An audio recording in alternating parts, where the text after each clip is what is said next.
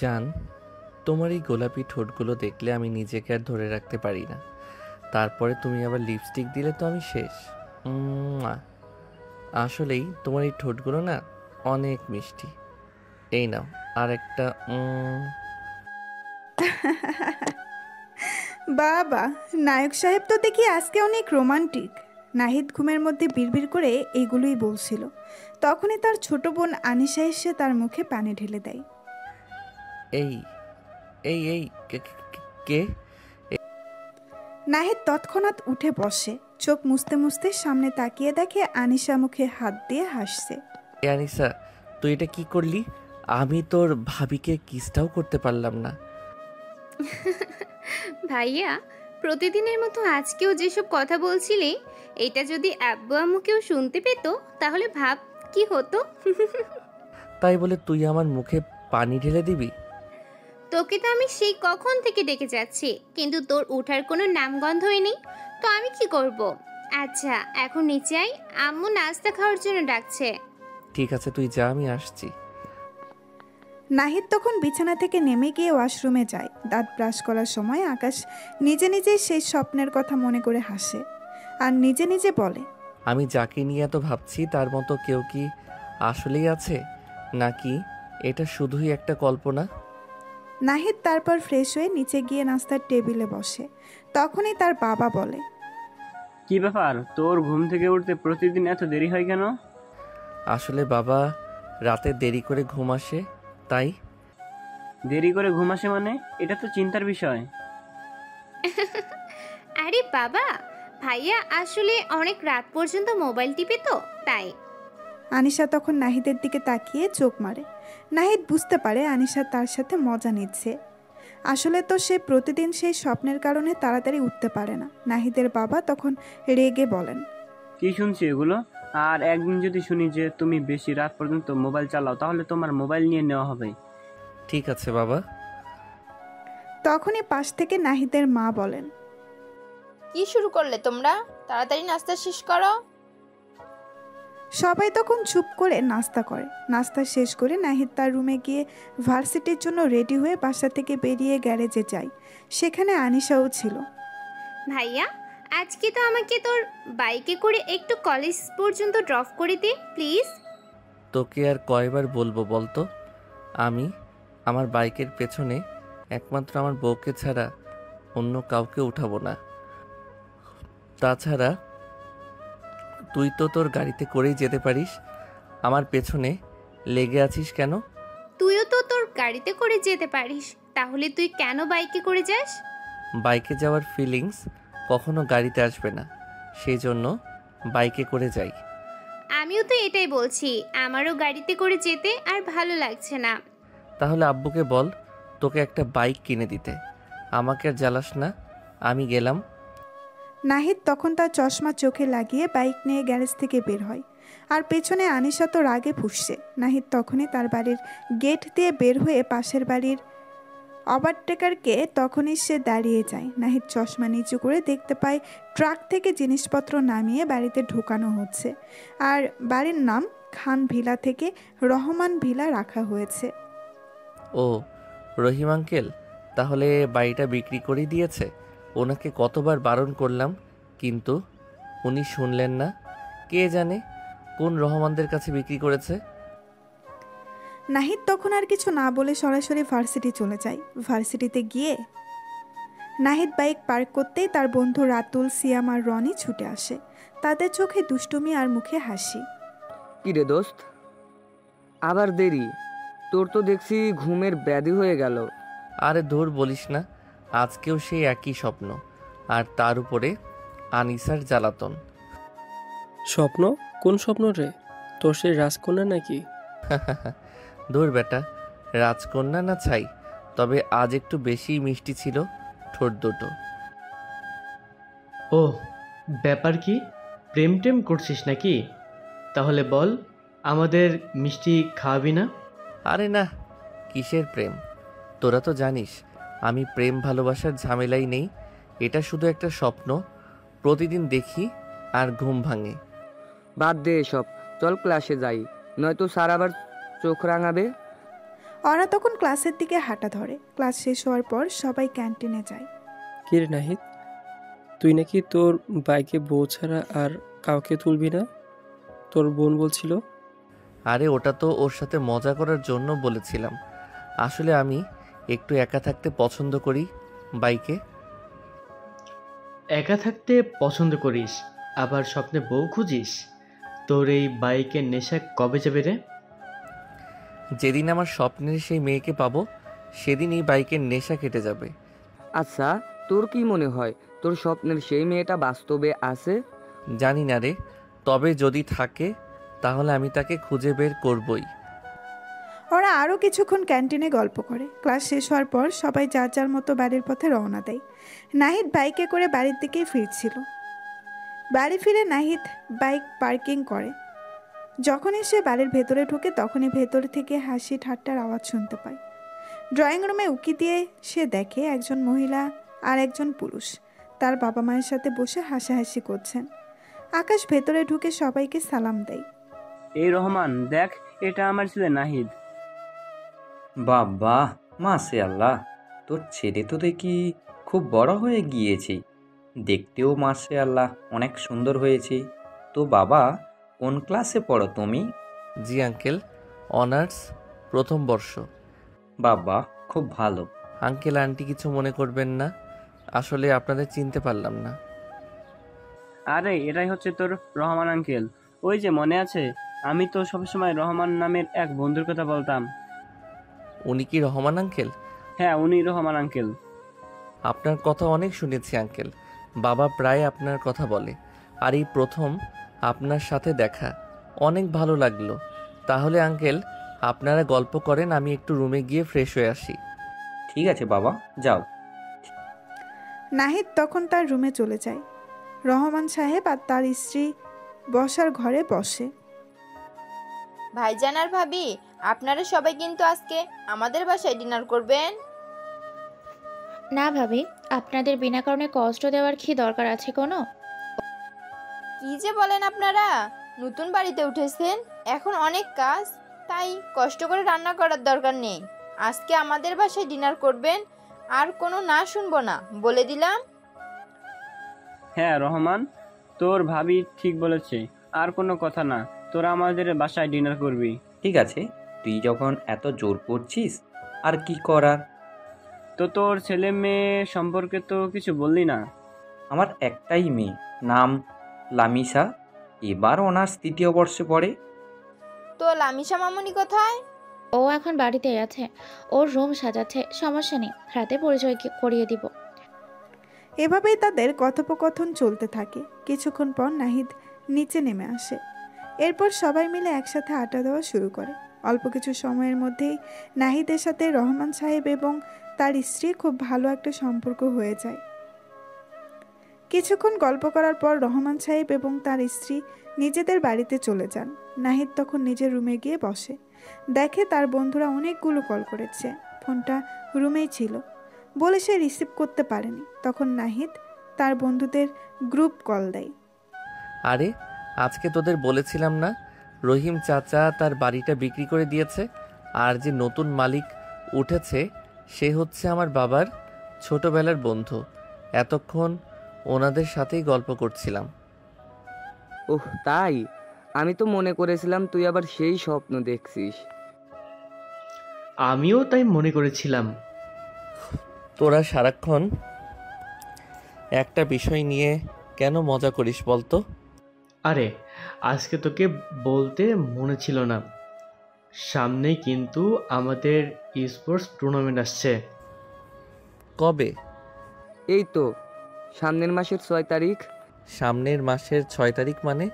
তাহলে তো আর মাত্র 10 দিন আছে। হ্যাঁ, 10 দিনই আছে। এবার একটু দেরি করে কম্পিটিশনের ঘোষণা দিয়েছে। তাহলে সবাই প্রস্তুতি নেওয়া শুরু কর। প্রস্তুতি আর কি নিব, শুধু কম্পিটিশনের আগের দিন একটু প্র্যাকটিস করব, এতেই হবে। হ্যাঁ, ওই সব তো ঠিকই আছে। আর একটা কথা বল, যে জার্সি বানাবি কখন? জার্সিগুলো বানাতেও কিন্তু প্রায় 1 সপ্তাহ সময় লেগে যাবে। হ্যাঁ, ঠিক কথা মনে করিয়েছিস।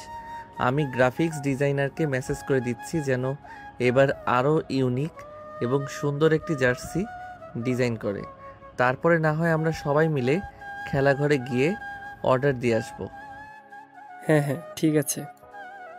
আর জার্সির যে ডিজাইনটা করবে সেটা আমাদেরকে দেখাস মনে করে। আচ্ছা ঠিক আছে, এখন তাহলে রাখি। তারপর কল কেটে নাহিদ নিচে যায়। তার আম্মু নাস্তা বানিয়েছেন। আকাশ সন্ধ্যার নাস্তা করে তার রুমে গিয়ে পড়তে বসে। 1.5 ঘন্টা পর নিচ থেকে কথা বলার আওয়াজ শোনা যায়। নাহিদ তখন তার রুম থেকে বেরিয়ে সিঁড়ি দিয়ে নিচে নামবে। তখনই তার চোখ আটকে যায় সোফার একপাশে বসে থাকে একটি মেয়ের উপর। নাহিদ মনে মনে বলে, আরে এটাই তো আমার স্বপ্নের রাজকন্যা, কিন্তু ও কি তাহলে রহমান আঙ্কেলের মেয়ে? বাহ বাহ নাহিদ, তোর রাস্তা ক্লিয়ার, তুই তোর স্বপ্নের রাজকন্যাকে পেয়ে গেছিস। নাহিদ তখন এক দৌড়ে তার রুমে এসে তার সকল বন্ধুকে গ্রুপ কল দেয়। নাহিদ খুশিতেই নাচতে নাচতে বলে, এই সবাই শোন, কালকে আমার তরফ থেকে সবাইকে ট্রিট, যে যা খেতে পারি সমস্যা নাই, আনলিমিটেড। আরে তোকে এমন খুশি লাগতেছে কেন? আর হঠাৎ তুই নিজের থেকে ট্রিট দিবি, আমার তো বিশ্বাসই হচ্ছে না। আরে নাহিদ, কি হয়েছে তুই সেটা বলতো। আরে আমি আমার স্বপ্নের রাজকন্যাকে পেয়ে গিয়েছি। কি? তুই কি মজা করছিস নাকি? আরে আমি মজা করব কেন, আমি কি ওকে পেয়ে গিয়েছি? আরে আমার তো বিশ্বাসই হচ্ছে না। তোদের বলেছিলাম না, আমার বাবার ছোটবেলার বন্ধু আমাদের পাশের বাড়িতে উঠেছে। ওনার মেয়ে হচ্ছে আমার সেই স্বপ্নের রানী। এখন মাত্র নিচে যাওয়ার সময় ওকে দেখলাম। দাঁড়া, আমরা এক্ষুনি আসছি। ভাবিকে তো দেখতে হবে। আরে না, এখন না, পরে, বাড়িতে গেস্ট আছে। এত বড় একটা খবর, তীর তো তাহলে নিতেই হবে। হ্যাঁ নাহিদ, কালকে রেডি থাকিস, পকেট গরম করে আসিস, কারণ আমরা সবাই কালকে সকালে নাস্তা করা ছাড়া আসবো। তোর পকেট পুরো ফাঁকা করে দিব। আরে তোর আমার ব্যাংক ব্যালেন্স খালি করে দিলেও সমস্যা নেই, আমি যে কি খুশিতে আছি সেটা তোরা বুঝবি না। হ্যাঁ হ্যাঁ, আমরা তো বুঝতেই পারছি কেমন খুশিতে আছিস। তখনই আনিশা নাহিদকে ডাকতে ডাকতে তার রুমে আসে। তখন নাহিদ তার বন্ধুদেরকে বলে, আচ্ছা তাহলে এখন রাখি, আনিসা ডাকছে, দেখি কি হয়েছে। এ কথা বলে নাহিদ বাকিদের কিছু বলার সুযোগ না দিয়ে কল কেটে দেয়। তখন আনিশা নাহিদের পেছন থেকে এসে বলে, ভাইয়া ডিনার করবি না নাকি? আম্মু সে কখন থেকে তোকে ডাকছে, তুই কি কানে শুনতে পাস না? না, তখন শুনতে পাইনি। আচ্ছা চল। তারপর তারা নিচে যাচ্ছিল। তখন নাহিদ আনিশাকে জিজ্ঞেস করে, আচ্ছা, একটু আগে এসে দেখলাম একটা মেয়ে, সে কে? ও তুই কি লামিসা আপুর কথা বলছিস? এই লামিসা আপু আবার কে? নাহিদ তখন আর কিছু বলল না। নাহিদ মনে মনে বলে, ও তাহলে ওর নাম লামিসা। লামিসার কথা ভাবতে ভাবতেই নাহিদ নিচে যায়। সবাই ডাইনিং রুমেই বসেছিল। নাহিদের মা নাহিদকে ডাক দেয়। নাহিদ তখন গিয়ে লামিসার পাশে চেয়ারে বসে। নাহিদ বাবা, ও হচ্ছে আমার একমাত্র মেয়ে লামিসা, এবার অনার্স 3য় বর্ষে পড়ে। হ্যালো আপু, আমি নাহিদ, অনার্স 1ম বর্ষে পড়ি। জি, আমি লামিসা। আচ্ছা নাহিদ বাবা, শোনো, আমরা তো সবাই এখানে নতুন, লামিসা এখানে কিছুই চেনে না, ও তোমাদেরই ভার্সিটিতে ভর্তি হবে। তুমি কালকে একটু কষ্ট করে ওকে তোমার সাথে নিয়ে গিয়ে ভর্তি করিয়ে দিও। ঠিক আছে আঙ্কেল, কোনো সমস্যা নেই। আপু আপনি 10টার আগে রেডি থাকেন, আমি আপনাকে রিসিভ করে নিয়ে যাব। লামিসা শুধু মাথা নাড়ায়, মুখে কিছু বলে না। আর বাবা, আর একটা কথা, কীভাবে যে বলি, তুমি যদি কিছু মনে না করো তাহলে প্রতিদিন লামিসাকে তোমার সাথে করে ভার্সিটিতে নিয়ে যেও, আবার একসাথেই তোমরা চলে এসো। বর্তমান সমাজের যে অবস্থা, মেয়েদের কোনো সুরক্ষাই নেই, আমি না কাউকেই ভরসা করতে পারছি না, তাই তোমাকে বললাম, তুমি প্লিজ একটু কষ্ট করো। আরে আঙ্কেল, আপনি এভাবে রিকোয়েস্ট করছেন কেন? আপনি আমার বাবার ফ্রেন্ড, মানে আমার বাবার মতোই। আপনি আমাকে ছেলে মনে করে আদেশ করবেন আর আমি সেটা পালন করব। হ্যাঁ রহমান, নাহিদ একদম ঠিক কথা বলেছে। এভাবেই গল্প করতে করতে সবাই খাবার খাচ্ছিল। লামিসা যেহেতু নাহিদের পাশেই ছিল, নাহিদ ঠিক করে লামিসাকে দেখতে পাচ্ছিল না। সবাই সামনেই ছিল, কিন্তু মাঝে মাঝে পানি খাওয়ার বাহানায় লামিসার দিকে ফিরে। লামিসা এবং কেউ এটা বুঝতে পারে না। এভাবেই খাওয়া দাওয়া শেষ হয়ে যায়। লামিসারা সবাই তাদের বাড়িতে চলে যায়। নাহিদ তার রুমে এসে শুয়ে পড়ে। বিছানায় শুয়ে নাহিদ লামিসার কথাই ভাবছিল।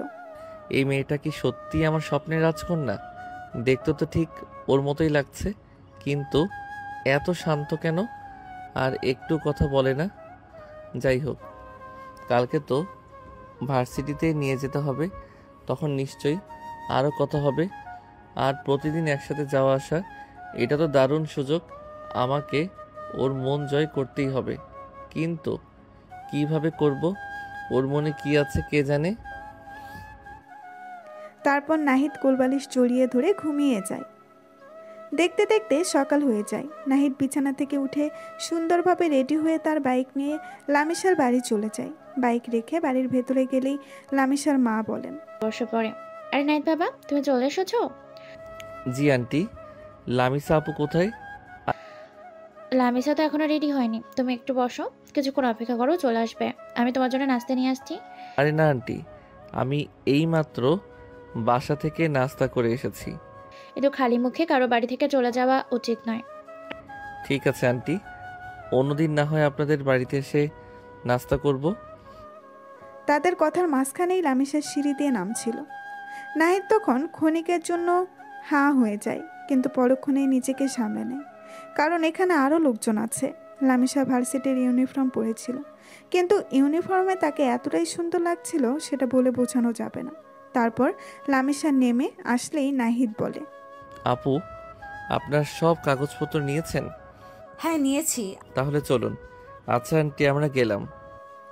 তারপর তারা বাড়ি থেকে বের হয়। বাইকের কাছে এসে নাহিদ লামিসাকে বলে, বাইকে বসতে পারেন। আগে কখনো উঠিনি, কিন্তু ওঠার অনেক ইচ্ছা আছে। তাহলে তো ভালোই। তাহলে চলুন আজকে বাইকে করেই যাই। কিন্তু আমার ভয় করে যদি পড়ে যাই। আরে কিছু হবে না, আমি উঠছি, তারপর আপনি উঠুন। নাহিদ তখন বাইকে উঠে বাইক স্টার্ট দিয়ে লামিসাকে উঠতে বলে। তখন লামিসা বাইকে উঠে নাহিদকে পেছন থেকে জড়িয়ে ধরে। নাহিদ যেন কিছুক্ষণের জন্যই থমকে যায়। তখন নাহিদ একটা মুস্কি হাসি দিয়ে বাইক টান দেয়। তারা ভার্সিটির দিকেই যাচ্ছিল। তখন আনিশাও তার কলেজের দিকেই যাচ্ছিল। সে লামিসাকে নাহিদের বাইকের পেছনে বসে থাকতে দেখে অবাক হয়ে যায়। তখন আনিশা গাড়ি টান দিয়ে নাহিদের পাশে গিয়ে সন্দেহের স্বরে বলে, ভাইয়া, এই একদম 1 ইঞ্চি কথা বলবি না, সোজা তুই তোর রাস্তায় যা, আমাকে আমার রাস্তায় যেতে দে। কোনো কথা বললে তোর খবর আছে। আনিশা তখন একটা মুখ ভেঙচি দিয়ে গাড়ির গ্লাস বন্ধ করে দেয়। আনিশার সাথে এভাবে কথা বললে কেন? আরে বাদ দিন। লামিসাও তখন আর কিছু বলে না। নাহিদ বাইকের স্পিড বাড়ায়। লামিসা তখন ভয় পেয়ে নাহিদকে আরো শক্ত করে জড়িয়ে ধরে। নাহিদ তার মনের মধ্যে খুশিতে লুঙ্গি ডান্স দিচ্ছে। তারপর তারা ভার্সিটিতে এসে পৌঁছায়। লামিসা বাইক থেকে নামতে পারছিল না, তাই নাহিদ লামিসার হাত ধরে তাকে বাইক থেকে নামায়। দূর থেকে নাহিদের বন্ধুরা এটা দেখতে পেয়ে তারা বসা থেকে দাঁড়ায়। যেই তারা নাহিদের দিকে আসতে যাবে, তখনই নাহিদ তাদেরকে ইশারা করে আসতে বারণ করে, তাই তারাও আর আসে না। নাহিদ তখন প্রিন্সিপাল স্যারের রুমের দিকে যায়। লামিসাও পিছে পিছে যায়। May I come in sir? আরে নাহিদ, আসো আসো। তারপর নাহিদ ভেতরে যায়। লামিসাও তার পিছে পিছে যায়। তো হঠাৎ কি মনে করে আমার সাথে দেখা করতে আসলে? আর ও মেয়েটা কে? স্যার, উনি হচ্ছে আমার বাবার বন্ধুর, অর্থাৎ আমার আঙ্কেলের মেয়ে। উনি অনার্স 3য় বর্ষে ভর্তি হবেন। আপনি যদি সকল কার্যক্রম শেষ করে দিতেন তাহলে ভালো হতো। আচ্ছা, তাহলে আমি ইনচার্জকে ডাকছি। ওই শফিক, অনার্স 3য় বর্ষের ভর্তির ফর্মটা নিয়ে আসো। তারপর ইনচার্জ ফর্ম নিয়ে আসলেই নাহিদ লামিসা বলে, ওনার কাছে আপনার কাগজপত্রগুলো দিয়ে দিন, উনি ফর্ম পূরণ করে দেবে।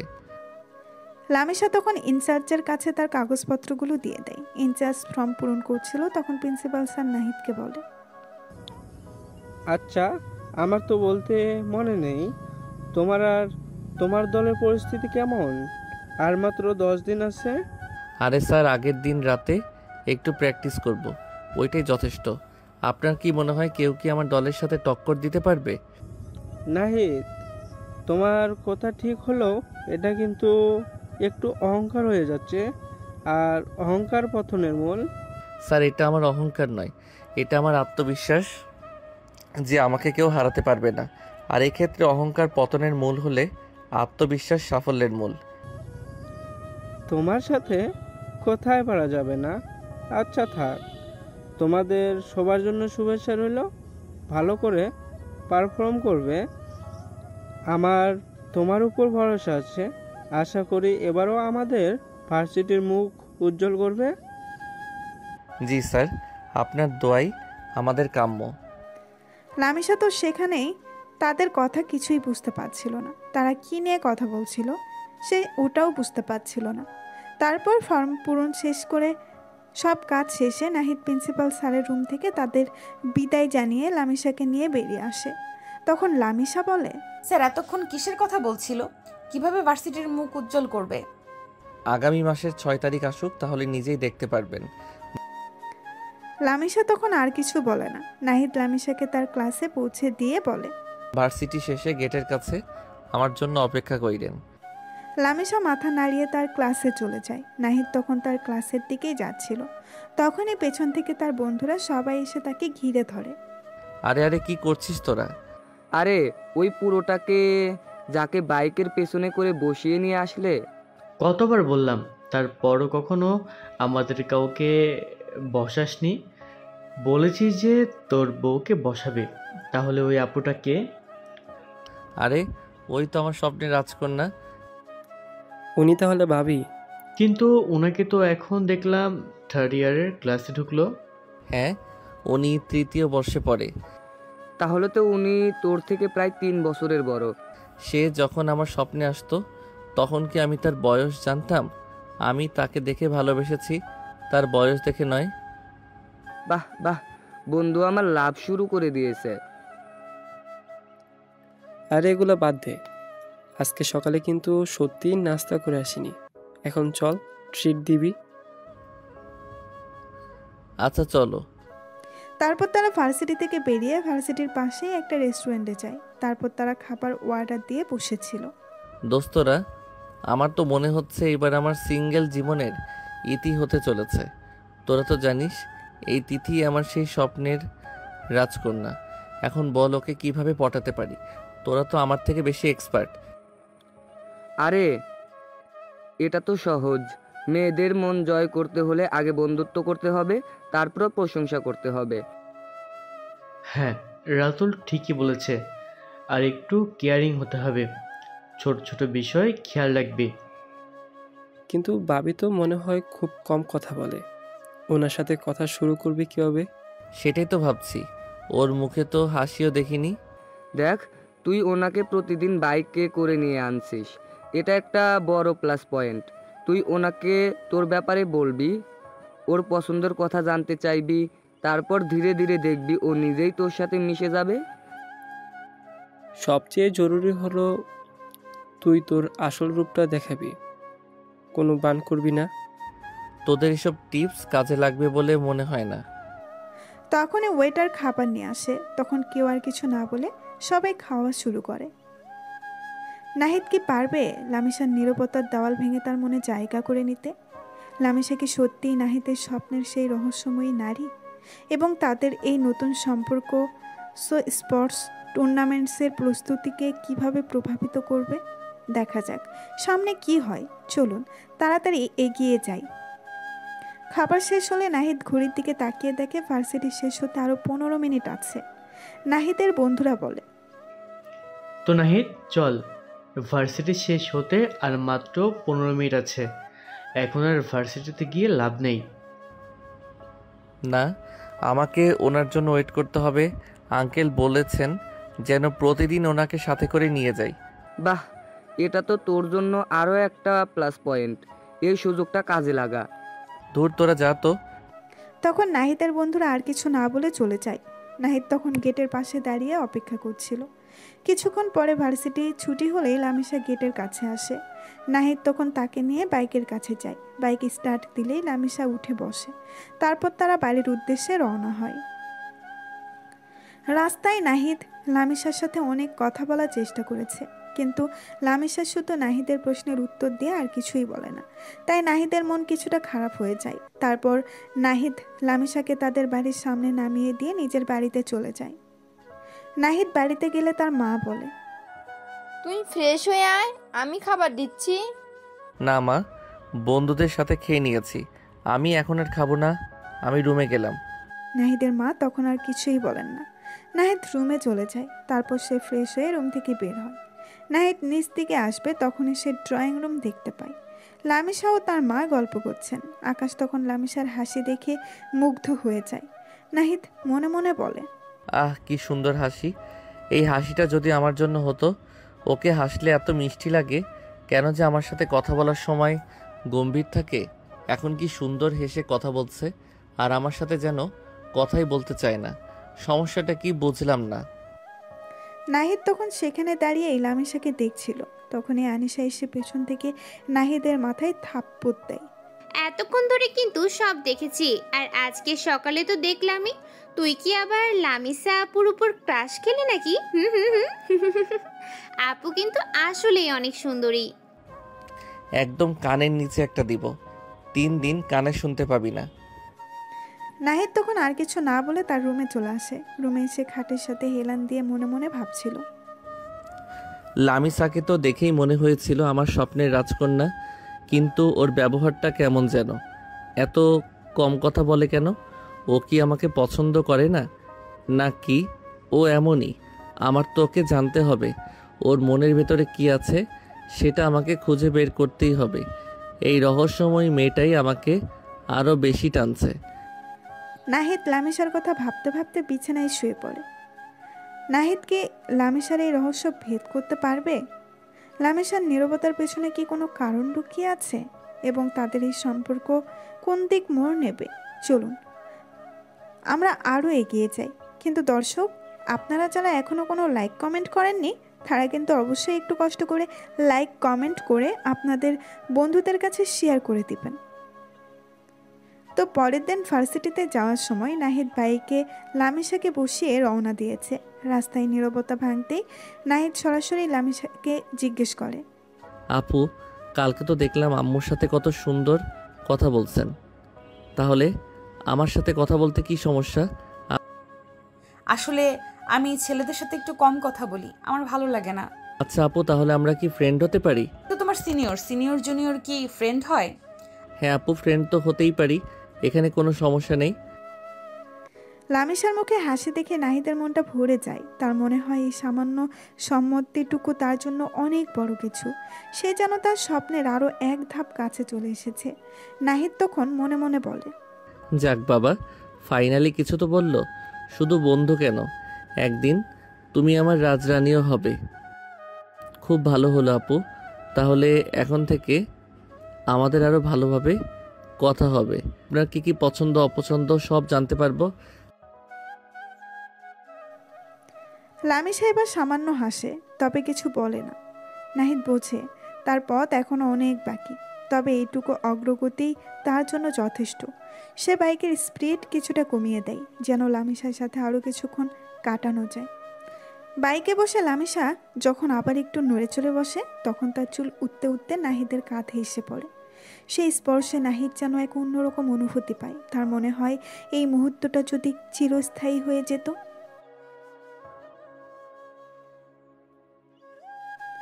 তারপর তারা ভার্সিটিতে এসে পৌঁছায়। এভাবেই দিনগুলো কেটে যাচ্ছিল।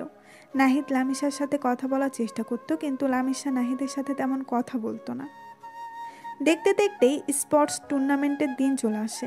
আজ 5 তারিখ, আগামীকাল টুর্নামেন্ট। রাতে নাহিদ তার বন্ধুদের রাতুল, সিয়াম আর রনিকে নিয়ে তাদের বাড়ির ছাদে বসে প্র্যাকটিস করছিল।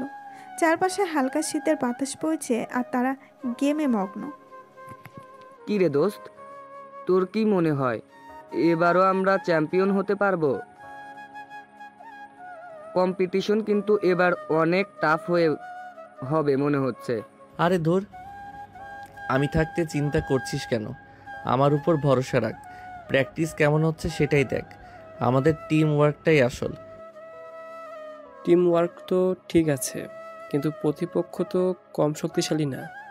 গতবারের ফাইনালিস্টরাও আছে। আরে বাবা, এত টেনশন করছিস কেন?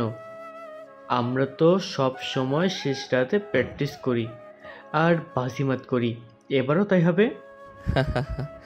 একদম ঠিক বলেছিস রনি, আমাদের স্ট্র্যাটেজি আর স্কিলই যথেষ্ট।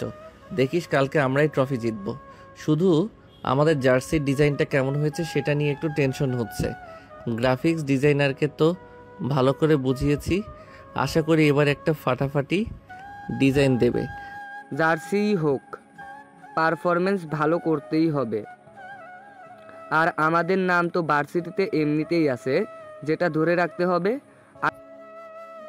আচ্ছা, প্র্যাকটিস তো অনেক হলো, চল একটু ব্রেক নেই, গলা শুকিয়ে কাঠ হয়ে গেল। তারা তখন কিছুক্ষণ বিশ্রাম নেয়, হালকা হাসি ঠাট্টা করে। প্র্যাকটিস শেষে ডিনার করে সবাই আকাশের বাড়িতে থেকে যায়, কারণ এটি তাদের প্ল্যান ছিল। কালকে সবাই একসাথে ভার্সিটিতে যাবে। রাতে সবাই একই রুমে ঘুমায়। ঘুমানোর সময় নাহিদ হঠাৎ তার বন্ধুদেরকে বলে ওঠে, দোস্তরা একটা কথা বল, লামিসা আপুকে তো আমি প্রতিদিনই ভার্সিটিতে নিয়ে যাই, আবার নিয়ে আসি, কথা বলার চেষ্টা করি, কিন্তু উনি কেমন যেন চুপচাপ থাকে, খুব বেশি কথা বলে না, আমাকে এড়িয়ে চলে মনে হয়। আমি কি কিছু ভুল করছি? আরে দোস্ত, মেয়েদের মন বোঝা অত সোজা নয়। ও হয়তো একটু লাজুক টাইপের, হঠাৎ করে বেশি কথা বলতে শুরু করলে হয়তো অস্তিত্ব বোধ করে। হ্যাঁ রাতুল ঠিকই বলেছে, তুই বরং ধীরে ধীরে এগো, ওকে সময় দে, দেখবি ও এক সময় ও নিজেই তোর সাথে মিশে যাবে। জোর করিস না। আর তুই তো বলছিস যে ও একা থাকতে পছন্দ করে, হয়তো ছেলেদের সাথে মিশতে ওর সময় লাগে। তুই জাস্ট ওর পাশে থাক, সাপোর্ট দে, দেখবি সব ঠিক হয়ে যাবে। হ্যাঁ, জানি না রে, আমার তো মনে হয় আমি ওকে ইমপ্রেস করতে পারছি না। আমার স্বপ্নের রাজকন্যাকে এত কাছে পেয়েও যদি কিছু করতে না পারি তাহলে তো খুব খারাপ লাগবে। ওর মুখে তো হাসিও তেমন দেখি না, শুধু যখন ওর মায়ের সাথে কথা বলছিল তখন দেখেছিলাম। এজন্যই তো বললাম ধৈর্য ধর, আর তোর আসল রূপটা দেখা। তুই যেমন তেমনই থাক। ওর ওর নিশ্চয়ই কোনো কারণ আছে এমন চুপচাপ থাকার। হয়তো ও কোনো সমস্যার মধ্যে আছে, বা ওর জীবনে কোনো অতীত আছে। আস্তে আস্তে সব জানতে পারবি। হ্যাঁ, আর তুই তোর খেলার দিকেও মনোযোগ দে, কালকে তো টুর্নামেন্ট, মন খারাপ করে থাকলে পারফরমেন্স করতে পারবি না। ঠিক বলেছিস, কালকে তো আগে টুর্নামেন্ট জিততে হবে, তারপর না হয় তোদের ভাবির মন জেতার চেষ্টা করব। বন্ধুরা তখন নাহিদের কথাই হেসে ওঠে। তাদের এই কথোপকথন পর সবাই ক্লান্ত শরীর নিয়ে ঘুমিয়ে পড়ে। নাহিদের মনে তখনও লামিসার রহস্যময় নীরবতা আর তার মন ছয়ের চিন্তা ঘুরপাক খাচ্ছিল।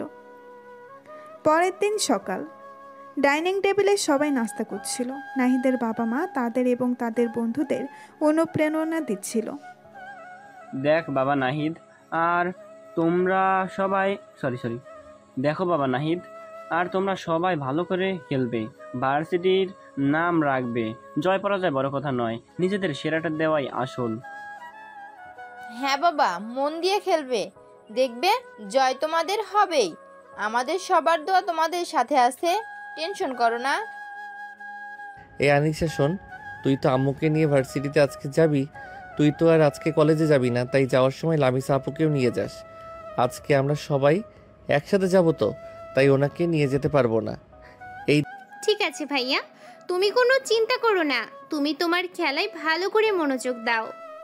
তারপর নাস্তা করে আনিশা ও তার মা গাড়ি নিয়ে বেরিয়ে পড়েন। নাহিদের বাবা যেতে পারবেন না, কারণ তার অফিস আছে। আনিশা আর নাহিদের মা একটু আগেই বেরিয়েছেন, কারণ তারা এখন লামিসার বাসায় যাবেন। নাহিদ এবং তার বন্ধুরা বাড়িতে অপেক্ষা করছিল, কারণ তাদের জার্সি আসার কথা, কিন্তু এখনও আসেনি। ঠিক তখনই কলিং বেলের আওয়াজ শোনা যায়। নাহিদ দ্রুত দরজা খুলতেই দেখে ডেলিভারি ম্যান তাদের কাঙ্ক্ষিত জার্সির প্যাকেট নিয়ে দাঁড়িয়ে আছে। নাহিদ আনন্দের সাথে প্যাকেটটা হাতে নেয়। দেখ, জার্সি চলে এসেছে। সবাই মিলে দ্রুত প্যাকেট খোলে। জার্সির ডিজাইন দেখে তারা সবাই মুগ্ধ হয়ে যায়। প্রতিটি জার্সিতে ডার্ক ব্লু আর কালো রঙের কম্বিনেশন, আর তাতে উজ্জ্বল গোল্ডেন রং। তাদের টিমের নাম ইনফিনিটি ওয়ারউইন্স লেখা।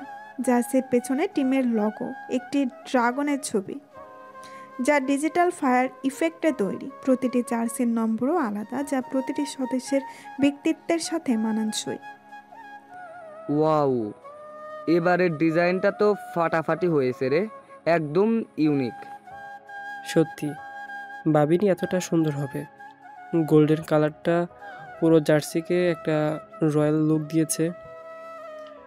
এই জার্সি পরে খেলতে নামলে এমনিতেই প্রতিপক্ষের হাফ পাওয়ার শেষ হয়ে যাবে। দেখেছিস নাহিদ, তোর পছন্দটা সবসময় সেরা হয়। জানতাম এবার দারুণ কিছু হবে। চল আর দেরি না করে ভার্সিটির দিকে রওনা দিই। জার্সি পরে যখন মাঠে নামবো তখন দেখবি সবার চোখ আমাদের দিকেই থাকবে।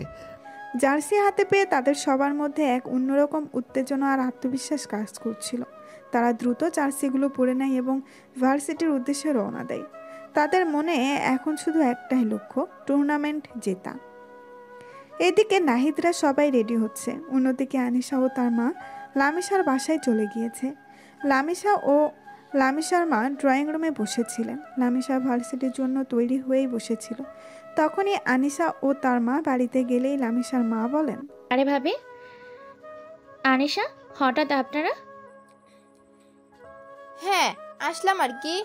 আসলে আজকে নাহিদ লামিশাকে ভার্সিটিতে নিয়ে যেতে পারবে না, আর আমরা ভার্সিটিতে যাব, তো তাই আমাদের সাথে লামিশাকে নিয়ে যাব। হঠাৎ আপনারা ভার্সিটিতে যাবেন? কিছু কি হয়েছে নাকি? আরে আন্টি, কিচ্ছু হয়নি। আজকে ভাইয়াদের ভার্সিটিতে স্পোর্টস টুর্নামেন্ট হবে। আমরা সেখানে ভাইয়ার টিমের খেলা দেখতে যাব। ও, নাহিদ বাবা অংশগ্রহণ করেছে? হ্যাঁ আন্টি, ভাইয়া টানা 4 বারের চ্যাম্পিয়ন। মার্শাল্লাহ, আমি তো জানতাম না নাহিদের এত গুণ আছে। এখন তো আমারও যেতে ইচ্ছে করছে। তাহলে চলুন ভাবি। আচ্ছা ভাবি, আনিশা তোমরা বসো, আমি 5 মিনিটে রেডি হয়ে আসছি। হ্যাঁ। তারপর লামিশার মা গিয়ে রেডি হয়ে আসেন। তারপর তারা সবাই গাড়িতে উঠে বসে আর সোজা ভার্সিটিতে চলে যায়। আজকে সারা ভার্সিটি সুন্দর করে সাজানো হয়েছে, চারিদিকে বিভিন্ন টিমের ব্যানার লাগানো। তিথি গাড়ি থেকে নেমে ভার্সিটির মেইন বিল্ডিংয়ে নাহিদের টিমের ছবি দেখে কিছুক্ষণ তাকিয়ে থাকে। তখনই তারা দেখে নাহিদ তার বন্ধুদের নিয়ে গাড়িতে করে ভার্সিটিতে প্রবেশ করছে। তারা গাড়ি পার্কিং করে এদিকে আসে। নাহিদ তখন লামিশার মাকে বলে, আন্টি দোয়া করবেন আমাদের জন্য। হ্যাঁ বাবা, তোমাদের সবার জন্য দোয়া রইল। তাহলে আপনারা গিয়ে হলরুমে বসেন, কিছুক্ষণ পরে টুর্নামেন্ট শুরু হবে। তারপর তারা গিয়ে হলরুমে বসে। তারপর উপস্থাপক এসে বলা শুরু করে। একে একে সব টিম প্রবেশ করে। আজকে এখানে পুরো শহরের বিভিন্ন জায়গা থেকে বড় বড় ভার্সিটির সকল টিম অংশগ্রহণ করতে এসেছে। সবশেষে উপস্থাপক নাহিদের টিমের নাম নেয়। তখন নাহিদের টিম এন্ট্রি নেওয়ার সময় পুরো হলরুম তালির আওয়াজ শুরু হয়ে যায়। টুর্নামেন্ট শুরু হয়। হল ভর্তি দর্শক, সবার চোখে উত্তেজনা। প্রতিটি টিমের মধ্যে হাড্ডাহাড্ডি লড়াই চলছিল। এক এক করে বিভিন্ন রাউন্ড শেষ হচ্ছিল, আর নাহিদের দল তাদের অসাধারণ পারফরমেন্স দিয়ে সবাইকে মুগ্ধ করে দিচ্ছিল। তাদের টিম ওয়ার্ক, স্ট্র্যাটেজি আর ব্যক্তিগত স্কিলের কাছে যেন অন্য কোনো টিমই দাঁড়াতে পারছিল না। প্রতিটি ম্যাচে নাহিদ তার দলের নেতৃত্ব দিচ্ছিল দারুণভাবে। তার অসাধারণ গেম প্লে দেখে দর্শকরা চিৎকার করে উঠছিল। ফাইনাল ম্যাচে প্রতিপক্ষ ছিল গতবারের রানার্স আপ টিম। ম্যাচটি এতটাই টানটান ছিল যে দর্শক আসনে বসে থাকা লামিশাও যেন এক মুহূর্তের জন্য চোখ ফেরাতে পারছিল না। এক সময় মনে হচ্ছিল ম্যাচটি হাতছাড়াও হয়ে যাবে, কিন্তু শেষ মুহূর্তে নাহিদের এক অসাধারণ চাল আর দলের বাকি সদস্যদের নিখুঁত সহযোগিতায় তারা ম্যাচটি জিতে যায়। পুরো হল ঘর যেন ফেটে পড়ে চিৎকারে আর করতালির ধ্বনিতে। ইনফিনিটি ওয়ারিয়র্স ধ্বনিতেই ভরে ওঠে ভার্সিটির হলরুম। নাহিদ ও তার বন্ধুরা খুশিতেই একে অপরকে জড়িয়ে ধরে। সেলিব্রেশন ও অনুভূতি। তারপর শুরু হয় বিজয়ী দলের সেলিব্রেশন। তারা মঞ্চে উঠে আসে। তাদের হাতে তুলে দেওয়া হয় চ্যাম্পিয়ন্স ট্রফি। প্রিন্সিপাল স্যার এসে বক্তব্য শুরু করেন। আজকের এই ঐতিহাসিক বিজয়ের জন্য আমি ইনফিনিটি ওয়ারিয়র্স টিমকে আন্তরিক অভিনন্দন জানাই। তোমরা প্রমাণ করে দিয়েছো কঠোর পরিশ্রম, চাষ আর টিমওয়ার্ক দিয়ে সব কিছু জয় করা সম্ভব। তোমরা আমাদের ভার্সিটির মুখ উজ্জ্বল করেছো। প্রিন্সিপাল স্যারের বক্তব্য শেষে নাহিদ যখন ট্রফি হাতে দাঁড়িয়ে, তখন লামি শর্মা নাহিদের কাছে আসেন। মার্শাল্লাহ বাবা নাহিদ, আমি জানতাম তুমি পারবে। তোমার খেলার কোনো তুলনা হয় না। কি দারুণ খেলেছ। আন্টি, আপনাদের সবার দোয়া ছিল বলেই সম্ভব হয়েছে। লামিশা দূর থেকে নাহিদকে দেখছিল। তার মুখে এতদিন ধরে যে নীরবতা আর কাঠিন্য ছিল তা যেন এক নিমিষেই উধাও হয়ে যায়। তার চোখে মুখে এক মুগ্ধতা আর হালকা হাসি ফুটে ওঠে। নাহিদের এমন পারফরমেন্স দেখে লামিশা যেন নতুন করে তাকে চিনতে পারে। সে মনে মনে ভাবে, আচ্ছা ঠিক আছে, তাহলে আমরা বন্ধু। নাহিদ শুধু একজন জেদি ছেলেই নয়, সে একজন অসাধারণ খেলোয়াড়ও। এত আত্মবিশ্বাস আর মেধা আমি ভাবতেও পারিনি। লামিশার মনে নাহিদের প্রতি একটা নতুন অনুভূতির জন্ম নেয়, যা সে আগে কখনো অনুভূত করেনি। টুর্নামেন্টসের উত্তেজনা শেষ হওয়ার পর আবার আগের মতো দিন কাটাতে শুরু করে। নাহিদ প্রতিদিন লামিশাকে বাইকে করে ভার্সিটিতে নিয়ে যায়, আবার ফিরিয়ে আনে, কিন্তু লামিশার নীরবতা যেন ভাঙতেই চায় না। প্রতিদিন নাহিদ লামিশার সাথে কথা বলার চেষ্টা করে। আপু, আজকের ক্লাসগুলো কেমন লাগলো? কিছু বুঝতে সমস্যা হয়নি তো? না, সব ঠিক ছিল। আচ্ছা আপু, আপনার ফেভারিট কালার কি? নীল। আপনার কি গান শুনতে ভালো লাগে? কোন ধরনের গান পছন্দ করেন? শুনি, সব ধরনের গানই ভালো লাগে। এভাবেই নাহিদ একের পর এক প্রশ্ন করে আর লামিশার সংক্ষিপ্ত উত্তরে কেটে যায় তাদের ভার্সিটির যাতায়াত। নাহিদ বারবার চেষ্টা করে লামিশার সাথে একটা সহজ কথোপকথন শুরু করতে, কিন্তু লামিশা যেন একটা অদৃশ্য দেওয়াল তুলে রেখেছে। বাইকে বসেও সে নাহিদের দিকে তেমন একটা ফেরে না, কিংবা তার চোখের দিকে তাকিয়ে কথা বলে না। নাহিদের মনে হয় লামিশা যেন তাকে ইচ্ছে করে এড়িয়ে চলছে। তার মনে হতাশা জন্ম নিতে শুরু করে। এক বিকেলে ভার্সিটি থেকে ফেরার পথে বৃষ্টি শুরু হয়। নাহিদ দ্রুত বাইকের গতি বাড়িয়ে দেয়, যেন লামিশা ভিজে না যায়। আপু, বেশি ভিজছেন না তো? ঠান্ডা লেগে যেতে পারে। তুমি তো নিজেই ভিজতেছো। লামিশার এই সামান্য কথায় আকাশ যেন একটু আশার আলো দেখতে পায়। এই প্রথম লামিশা তার নিজের বিষয়ে কিছু বলল, কিন্তু পরক্ষণেই লামিশা আবার চুপ হয়ে যায়, আর নাহিদও আর কথা বাড়ায় না। সেদিন রাতে লামিশা নিজের রুমে বসে নাহিদের কথাই ভাবছিল। এই ছেলেটা কেমন যেন, এত কথা বলতে চায় আর প্রতিদিন আমার জন্য অপেক্ষা করে। এত জেদি একটা ছেলে, আবার এত ভালো খেলতেও পারে, কিন্তু ওর কথা বলতে গেলেই আমার কেমন যেন অস্বস্তি হয়। ছেলেদের সাথে কথা বলতে আমার ভালো লাগে না, কিন্তু নাহিদ যখন আমার দিকে তাকায় তখন আমার বুকটা কেমন করে ওঠে। ও কি সত্যি আমাকে পছন্দ করে? ওর চোখ দেখে তো তাই মনে হয়, কিন্তু আমি কি ওর যোগ্য? আমার তো মনে হয় আমি অনেক রাগী আর চুপচাপ। ও কেন আমাকে এত গুরুত্ব দিচ্ছে? লামিশা নাহিদের দিকে তাকিয়ে দেওয়ালে ঝোলানো টুর্নামেন্টসের পুরস্কারের ছবিটা দেখে। ও কি জানে আমি ওর খেলা দেখতে গিয়েছিলাম? ওর আত্মবিশ্বাস, ওর জেদ, ওর জয় সব কিছু আমাকে মুগ্ধ করেছে। কিন্তু আমি কি পারবো ওর মতো করে মিশতে? আমার ভেতরের এই নীরবতা ভাঙতে পারবো? এইদিকে নাহিদও নিজের রুমের বিছানায় শুয়ে লামিশার কথাই ভাবছিল। লামিশা এত কম কথা কেন বলে? ও কি আমাকে পছন্দ করে না, নাকি ওর জীবনে এমন কিছু ঘটেছে যার জন্য ও ছেলেদের সাথে মিশতে চায় না? ওর নীরবতা আমাকে আরও বেশি করে ওর দিকে টানে। ওর চোখে যে গভীরতা দেখেছি তাতে মনে হয় ওর ভেতরে অনেক কথা লুকানো আছে। আমি ওকে ভালোবাসতে শুরু করেছি, কিন্তু কিভাবে ওর মনে পৌঁছাবো? আমি কি ওর রাগ ভাঙাতে পারবো? আমার স্বপ্নের রাজকন্যাকে এত কাছে পেয়েও যদি ওর মন আমার স্বপ্নের রাজকন্যাকে এত কাছে পেয়েও যদি ওর মন জয় করতে না পারি, তাহলে তো কোনো মানেই হয় না। আমাকে আরও চেষ্টা করতে হবে। ওর মন জয় করার একটা পথ আমাকে খুঁজেই বের করতে হবে। লামিশার নীরবতার পেছনে কি কোনো রহস্য লুকিয়ে আছে? নাহিদ কি পারবে সেই রহস্য ভেদ করে তিথির মনে জায়গা করে নিতে? তাদের সম্পর্কের কি একটা সুন্দর পূর্ণতা পাবে, নাকি ঘটবে অন্য কিছু? আরে রাইটাররা কি আকর্ষণ লাগাচ্ছে!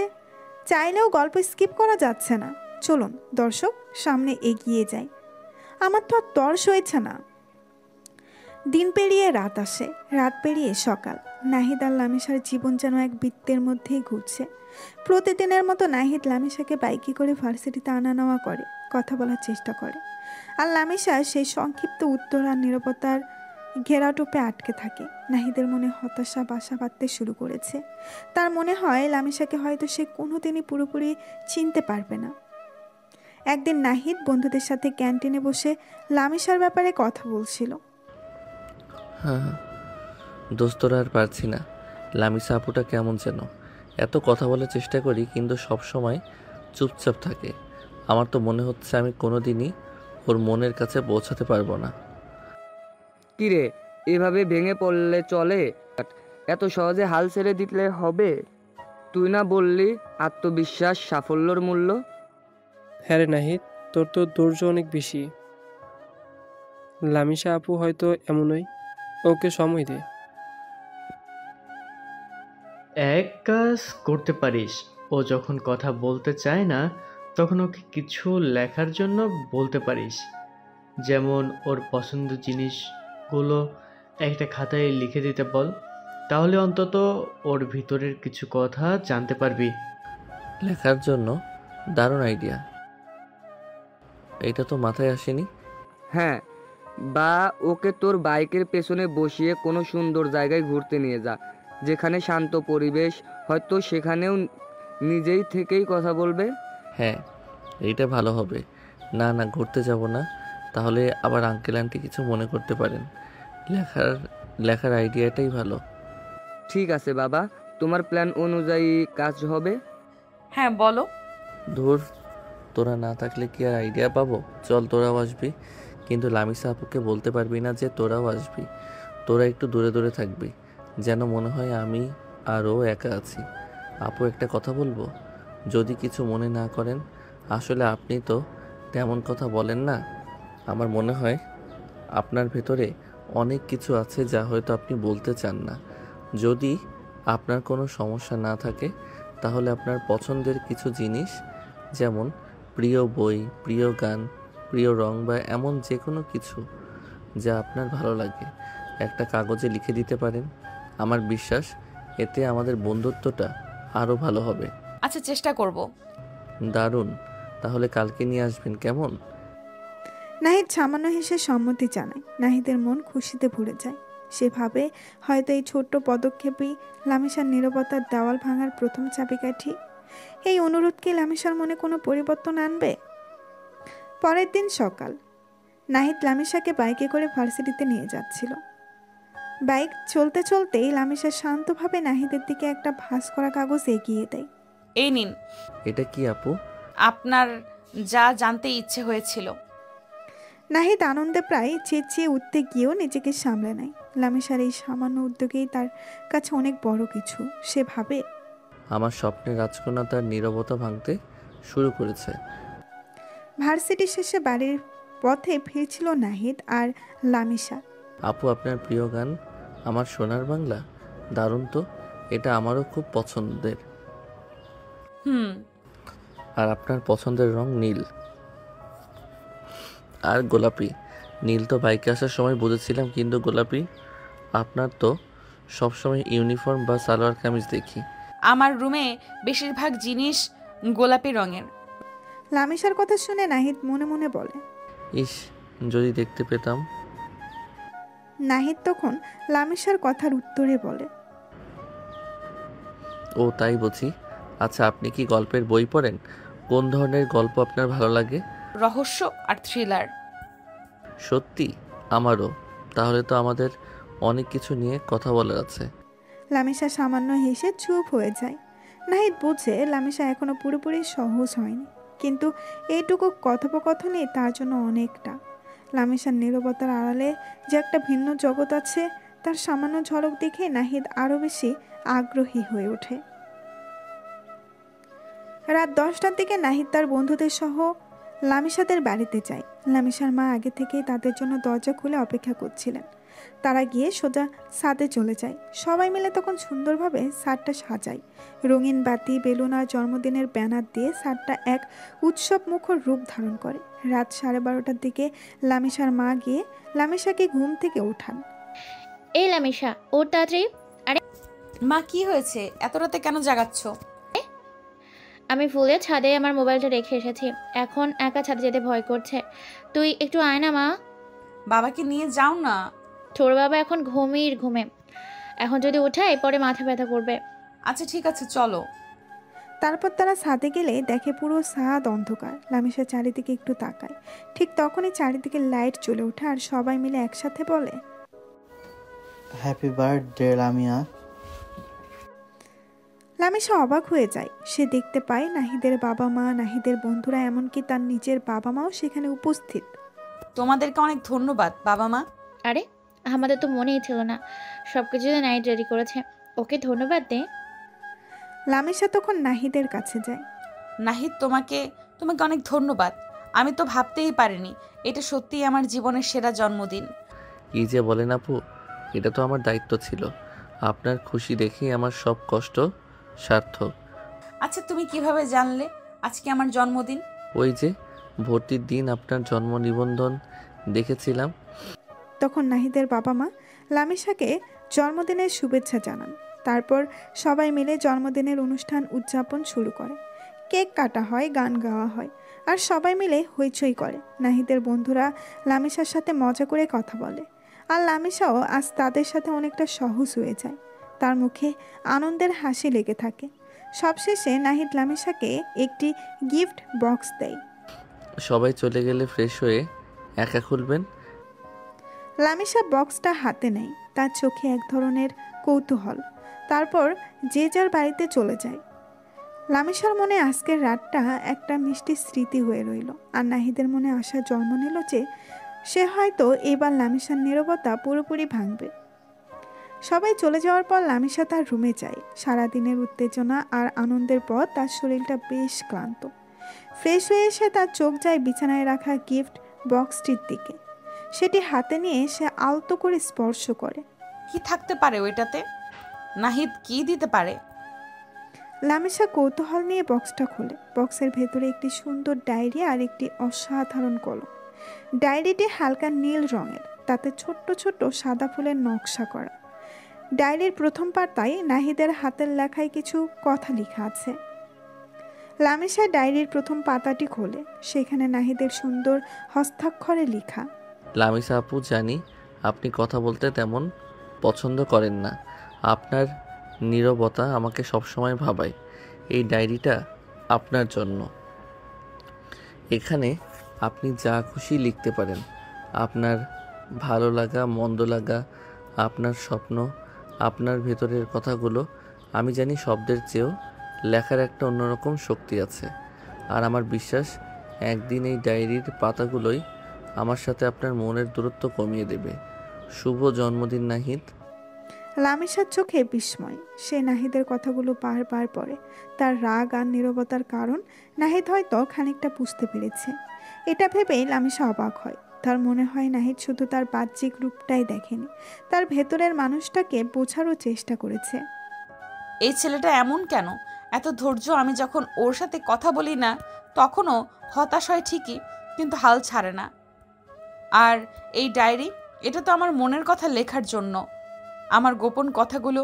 ও কি আমার রহস্য ভাঙতে চায়? লামিসার মুখে এক ফালি হাসি ফুটে ওঠে। এটা শুধু একটা ডায়েরি নয়, এটা যেন নাহিদের দেওয়া একটা সুযোগ নিজের ভেতরের জগৎটাকে প্রকাশ করার, আর হয়তো আকাশের কাছে নিজেকে মেলে ধরারও।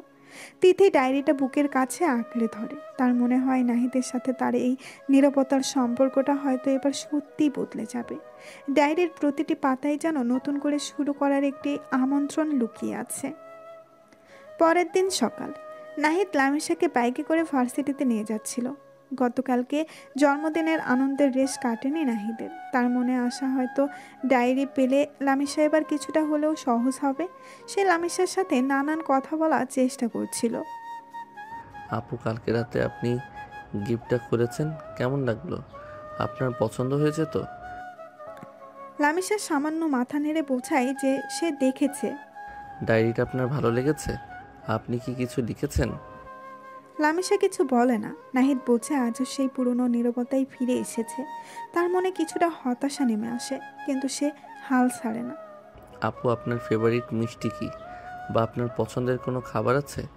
যদি থাকে তাহলে বলতে পারেন, আমি আনিসাকে দিয়ে রেসিপিটা জেনে নেব। লামিশা আজও নীরব। নাহিদের মনে প্রশ্ন জাগছে, কেন সে এমন করছে? কাল রাতে তো এত সহজ ছিল। বাইকের পেছনে বসে লামিশা নাহিদের কথাগুলো শুনছিল। তার মুখে কোনো অভিব্যক্তি নেই, কিন্তু মনের ভেতরে তখন চলছিল এক তোলপাড়। আচ্ছা নাহিদ আমার সাথে কথা বলার জন্য এমন উতলা হয়ে যায় কেন? ও কি আমাকে ভালোবাসে? আরে না না, ও তো আমার থেকে 3 বছরের ছোট। এটা হতে পারে না। কিন্তু ও যেভাবে আমার যত্ন নেয়, যেভাবে আমার পছন্দ অপছন্দ জানতে চায়, কালকে রাতে আমার জন্মদিনটা ও যেভাবে পালন করলো, আমার বাবা মাও এতটা প্ল্যান করেননি। ওর চোখে আমার জন্য যে মুগ্ধতা দেখি, সেটা কি শুধু এই বন্ধুত্ব?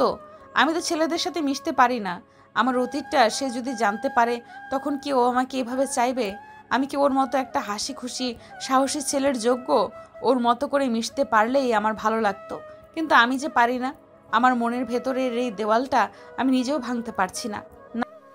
লামিশা মনে মনে নিজের সাথে যুদ্ধ করে। সে একধারে নাহিদের মনোযোগে মুগ্ধ, আবার তার ভেতরের ভয় আর সংকোচকে আটকে রাখে। বাইক ভার্সিটির গেটে পৌঁছায়। নাহিদ বাইক থামায়। তাহলে আপু ভার্সিটি শেষে গেটে অপেক্ষা করবেন? লামিশা শুধু মাথা নাড়িয়ে ক্লাসরুমের দিকে চলে যায়। নাহিদ বাইক পার্ক করে তার বন্ধুদের দিকে যায়। তার মনে আজও সেই একই প্রশ্ন, লামিশার নীরবতার পেছনে আসল কারণটা কি? সেদিন ভার্সিটি থেকে ফিরে নাহিদ আর থাকতে পারল না। লামিশা নীরবতা যেন তার মনের সব ধৈর্য কেড়ে নিয়েছে। সে তৎক্ষণাৎ বন্ধুদের গ্রুপ কল দেয়। দোস্তরা, আমি আর পারছি না। আমি লামিসা আপুকে প্রপোজ করতে চাই। কিরে এত তাড়াতাড়ি? আমরা না বললাম একটু সময় দিতে? আর সময় নিতে পারছি না আমি। আমার মনে হয় আমি যদি ওকে আমার মনের কথা না জানাই, আমি পাগল হয়ে যাব। কিন্তু কিভাবে প্রপোজ করবি? কোনো প্ল্যান করছিস? না, তেমন কিছু ভাবিনি। তোরা কিছু আইডিয়া দে। দেখ, লামিশা আপু তো একটু শান্ত স্বভাবের। আমার মনে হয় খুব জাঁকজমক কিছু ওর ভালো লাগবে না। হ্যাঁ, একদম ঠিক।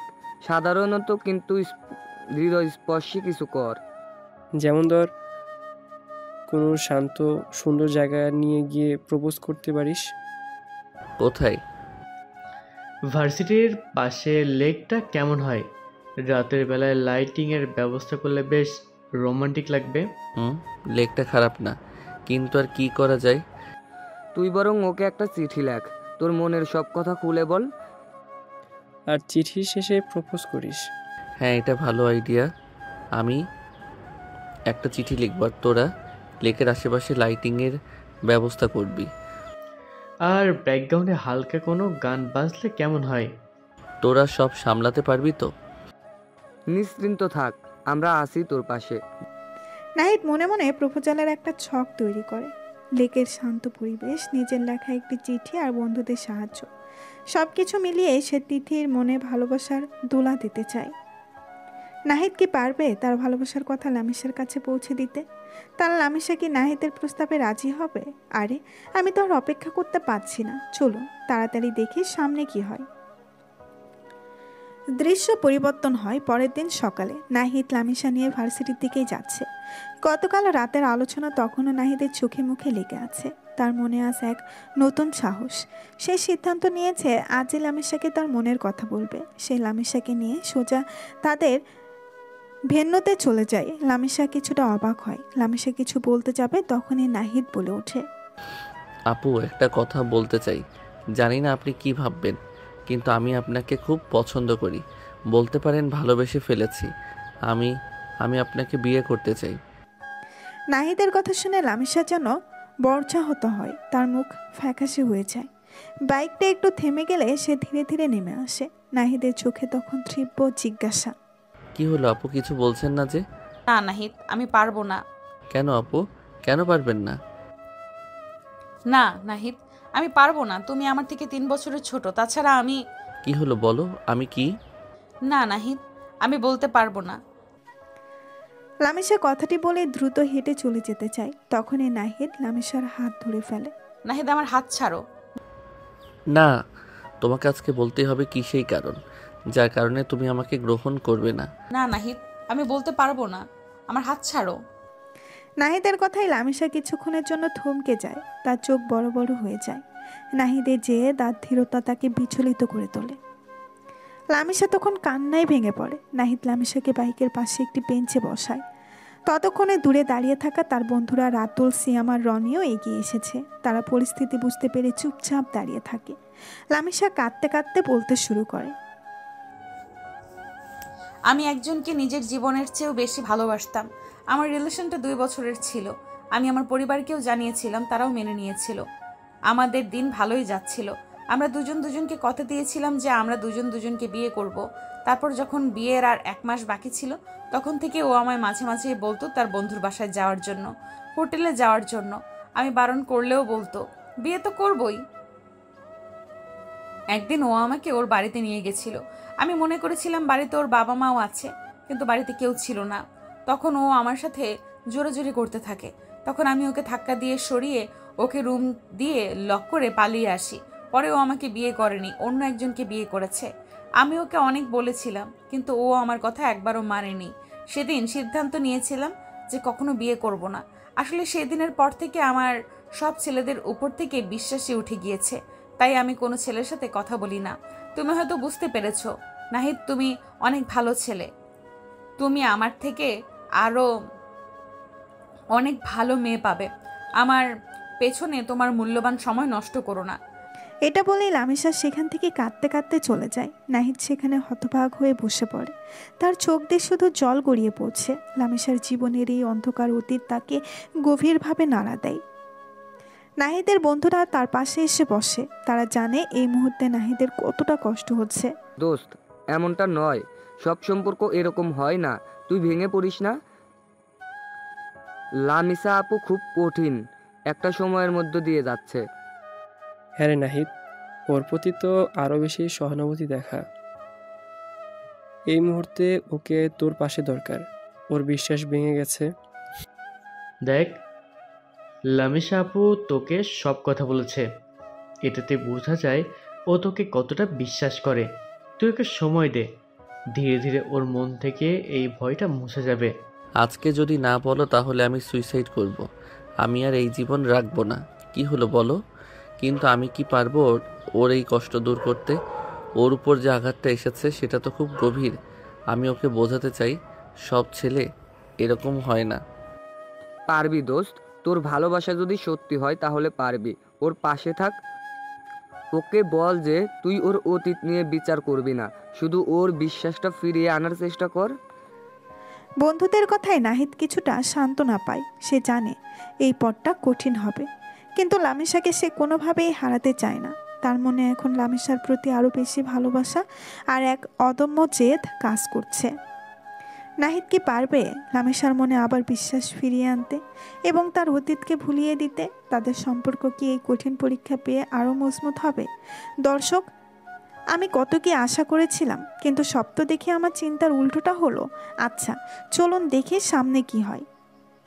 লামিশা চলে যাওয়ার পর নাহিদ তখনও বেঞ্চে বসেছিল। তার মাথা ঘুরছিল। লামিশার বলা প্রতিটি কথা, রাগ, কষ্ট, হতাশা সব কিছুই মিলেমিশে একাকার হয়ে যাচ্ছিল। কিন্তু পরক্ষণেই তার মনে একটা জেদ জন্ম নেয়। নাহিদ হঠাৎ দাঁড়িয়ে পড়ে, মনে মনে দৃঢ়তার সাথে বলে, না না, আমি তোর বয়স অতীত কিছু দেখে ওকে ভালোবাসিনি। আমি তো ওকে দেখেই ভালোবাসি। তাহলে এখন কি আমি সরে যাব? না, প্রশ্নই আসে না। আমার ভালোবাসা কি এতই ঠুনকো যে একটা অতীত ঘটনা আমাকে থামিয়ে দেবে? আমি লামিসার মন থেকে সব ভয়, অবিশ্বাস দূর করবই। ও বিশ্বাস হারিয়েছে, আমি ওকে আবার বিশ্বাস করতে শেখাবো। তারপর তখনই নাহিদ তার বাড়ির উদ্দেশ্যে রওনা হয়। বাড়িতে এসে নাহিদ সোজা তার রুমে চলে যায়। ওয়াশরুম থেকে বেরিয়ে নিজেকে আবার আগের মতো করে নেয়। তার চোখে এখন নতুন দৃঢ়তা, নতুন সংকল্প। পরের দিন সকালে নাহিদ বাইক নিয়ে দাঁড়িয়ে আছে লামিশার বাড়ির সামনে। লামিশা বাড়ি থেকে বেরিয়ে নাহিদকে দেখে অনেকটা অবাক হয়। সে মনে করেছিল নাহিদ হয়তো আর তার সাথে তেমন কথাবার্তা বা দেখা করবে না, কিন্তু ঘটল সেটার উল্টোটা। লামিসা কিছু না বলে নাহিদের বাইকের পেছনে বসে পড়ে। নাহিদ তখন সোজা ভার্সিটিতে না গিয়ে একটি পার্কে চলে যায়। নাহিদ, আমরা এখানে কেন এসেছি? আমরা এখানে এসেছি কিছু কথা বলার জন্য, এমন কিছু কথা যা ভার্সিটির কোলাহলে বা রাস্তার ভিড়ে বলা সম্ভব নয়। লামিসা আপু, আমি জানি কালকে আপনি খুব কষ্টের একটা কথা বলেছেন, আর আমি এটাও জানি এই অভিজ্ঞতার পর ছেলেদের উপর থেকে আপনার বিশ্বাস উঠে গেছে, কিন্তু সব ছেলে একরকম হয় না। আমি জানি নাহিদ, কিন্তু আমার পক্ষে আর কাউকে বিশ্বাস করা সম্ভব নয়। আমার আর কাউকে ভালোবাসার মতো সাহস নেই। সাহস নেই, কিন্তু বিশ্বাস তো আছে। আমি কি আপনার বন্ধু নই? একজন বন্ধু হিসেবে কি আপনার পাশে থাকতে পারি না? আমি আপনার কাছ থেকে কোনো রকম প্রেম বা ভালোবাসা চাইছি না, শুধু আপনার বিশ্বাসটা ফিরে পেতে চাই। আমাকে কি সেই সুযোগটুকু দেবেন না? কিন্তু কেন নাহিদ, কেন তুমি আমার পেছনে এত সময় নষ্ট করছো? আমার মতো একটা মেয়েকে আপনার মতো ভালো মেয়ে পাওয়া খুব কঠিন। আপনি হয়তো আপনার অতীত দিয়ে নিজেকে বিচার করছেন, কিন্তু আমি আপনাকে আপনার অতীত দিয়ে বিচার করি না। আমি আপনাকে লামিসা হিসেবে চিনি, যে সুন্দর মনের একজন মানুষ। আপনি যে কষ্ট পেয়েছেন সেটা আমি বুঝি, আর আমি আপনার সেই কষ্ট কমাতে চাই। আপনি শুধু আমাকে বিশ্বাস করুন। লামিসা নাহিদের দিকে তাকিয়ে থাকে। তার চোখ তখন সংশয় আর এক অজানা অনুভূতি। নাহিদের কথাগুলো তার মনের গভীরে আঘাত করে। সে বোঝে নাহিদের ভালোবাসাটা হয়তো অন্যরকম। পার্কে তখন পাখির কিচিরমিচির আর মৃদু বাতাস বইছে, তা তাদের কথোপকথন আরও গভীরতা দিচ্ছিল। পার্কে কিছুক্ষণ হাঁটাচলা করে নাহিদ আর লামিসা ভার্সিটিতে না গিয়ে সোজা বাড়ির দিকে রওনা দেয়। সারাটা পথ নাহিদ লামিসাকে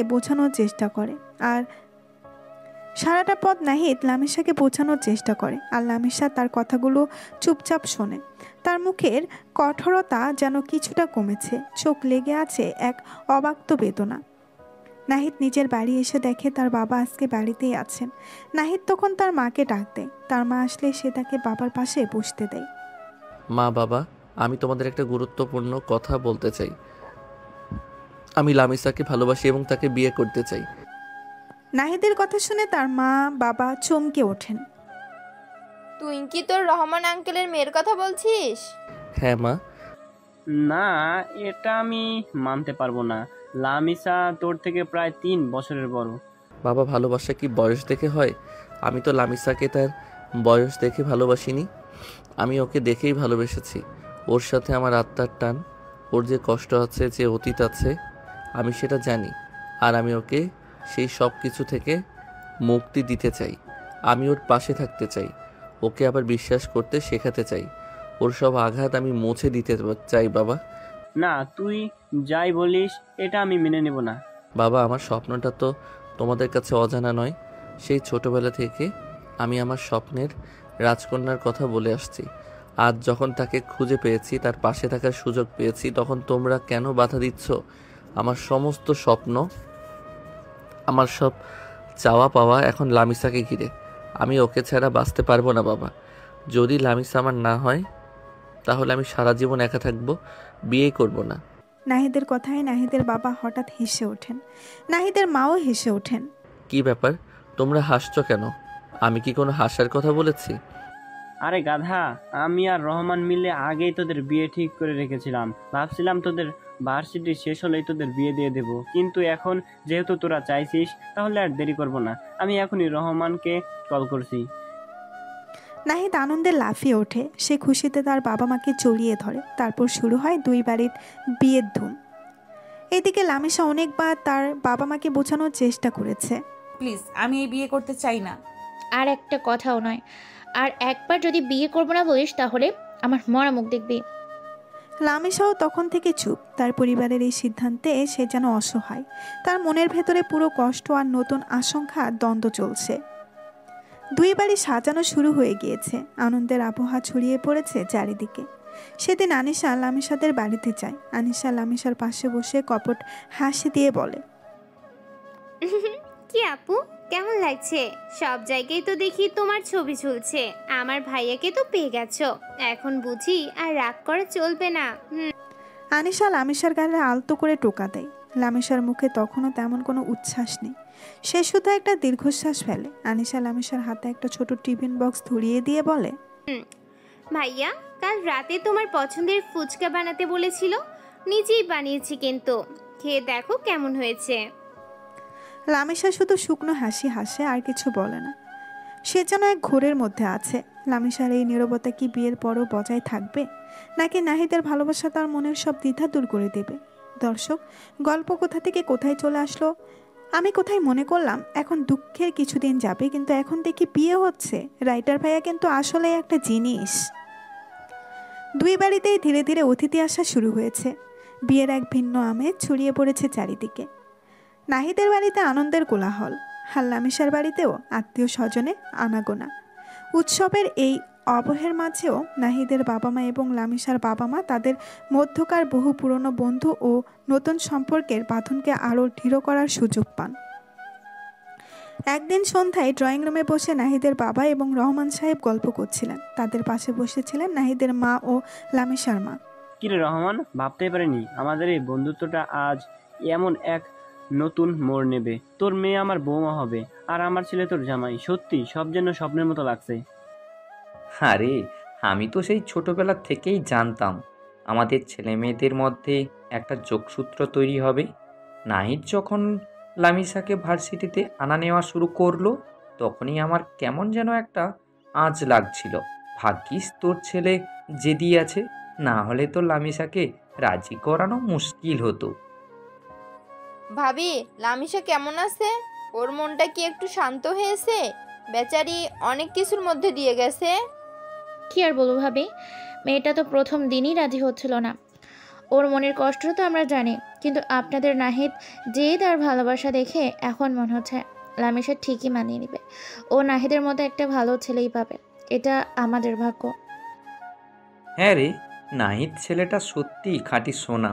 লামিসার অতীতে যে কষ্ট ছিল সেটা জেনে শুনেও ও লামিসাকে ছাড়তে চায়নি। এমন ছেলে আজকালকার দিনে মেলা ভার। আমি তো নিশ্চিত নাহিদ লামিসাকে অনেক সুখে রাখবে। সে তো রাখবেই। আমার ছেলে তো আর যে সে ছেলে নয়, তবে লামিসাও খুব লক্ষ্মী মেয়ে। ওর নীরবতা দেখে মনে হয় ওর ভেতরে অনেক গুণ আছে, আর আমাদের নাহিদ তো ওকে ঠিকই হাসি খুশি করে তুলবে। ঠিক বলেছেন ভাইজান, আমাদের নাহিদ লামিশার সব দুঃখ কষ্ট ভুলিয়ে দেবে। আপনারা চিন্তা করবেন না, লামিশা এখন আমাদের বাড়ির মেয়ে। তাদের চোখে মুখে তখন এক নতুন স্বপ্ন, এক নতুন আশার আলো। এই কথোপকথন যেন দুই পরিবারের মধ্যকার সম্পর্ককে আরও গভীর করে তোলে, এবং তারা ভবিষ্যতের দিকে এক নতুন বন্ধনে আবদ্ধ হওয়ার অপেক্ষায় থাকে। দেখতে দেখতে বিয়ের দিন ঘনিয়ে আসে। আজ গায়ে হলুদ, কাল বিয়ে। দুই বাড়িতেই উৎসবের শেষ মুহূর্তের ব্যস্ততা। রং বেরঙের বাতি, ফুলের সাজ আর অতিথিদের আনাগোনায় প্রতিটি কোণায় যেন আনন্দের ঢেউ। গায়ে হলুদের অনুষ্ঠানের কিছুক্ষণ আগে নাহিদ আর থাকতে না পেরে লামিশার বাড়ির দিকে রওনা দেয়। সবার অলক্ষ্যে এসে লামিশার রুমে চলে যায়। লামিশা তখন সেজেগুজে হলুদের সাজে প্রস্তুতি নিচ্ছিল। লামিশা আয়নার সামনে বসে চুল ঠিক করছিল। নাহিদ হঠাৎ আগমন দেখে সে চমকে ওঠে। কি ব্যাপার, তুমি এখানে কি করছো? এখন তো তোমার বাড়িতে গায়ে হলুদ। ও হো হো হো, বউ রাগ করেছে নাকি? আমি তো এসেছি আমার হবু বউ কেমন লাগছে সেটা দেখতে, কিন্তু তুমি তো আমাকে ঘরে ঢুকতেও দিচ্ছ না। একদম ফাজলামো করবে না, যাও এখান থেকে। এখন কেউ দেখলে কি ভাববে? কি আর ভাববে? ভাববে যে বর এসেছে তার হবু বউকে দেখতে। আর তাছাড়া আজ তো আমাদের গায়ে হলুদ, একটু দুষ্টামি না করলে কি চলে?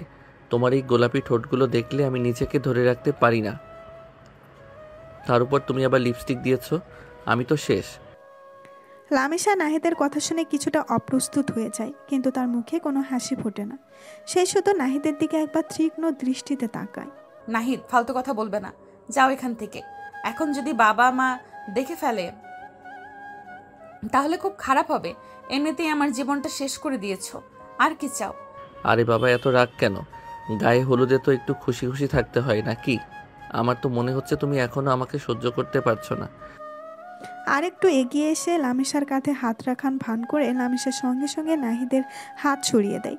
তার চোখে তখনও বিরক্তি আর এক ধরনের দূরত্ব স্পষ্ট। নাহিদ, তুমি সীমা অতিক্রম করছো, দয়া করে যাও। লামিশার এমন আচরণে নাহিদের মনটা কিছুটা দমে যায়।